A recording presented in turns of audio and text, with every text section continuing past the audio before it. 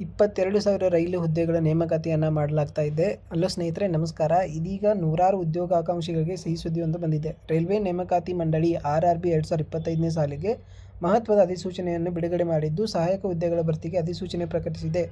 ವಿದ್ಯಾರ್ಹತೆ ಹೊಂದಿರುವ ಅಭ್ಯರ್ಥಿಗಳಿಗೆ ಸರ್ಕಾರಿ ಹುದ್ದೆಗಳನ್ನು ಪಡೆಯಲು ಇದೊಂದು ಉತ್ತಮ ಅವಕಾಶವಾಗಿರುತ್ತದೆ.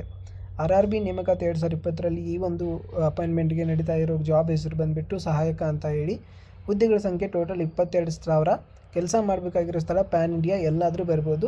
ಅಧಿಕೃತ ವೆಬ್ಸೈಟ್ indian.railway.government.in. ಅರ್ಜಿ ಸಲ್ಲಿಸುವ ಪ್ರಾರಂಭ ದಿನಾಂಕ ಮೇನ್ ಇಂಪಾರ್ಟೆಂಟು ಜನವರಿ 21, 2026. ಅರ್ಜಿ ಸಲ್ಲಿಸುವ ಕೊನೆಯ ದಿನಾಂಕ ಫೆಬ್ರವರಿ 2026.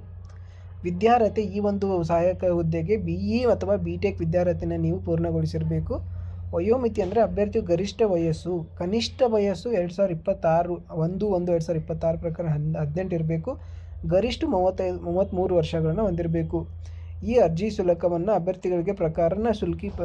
ಅಭ್ಯರ್ಥಿಗಳ ಅಧಿಸೂಚನೆ ಪ್ರಕಾರ ಅರ್ಜಿ ಶುಲ್ಕವನ್ನು ನಿಗದಿಪಡಿಸಲಾಗಿದೆ.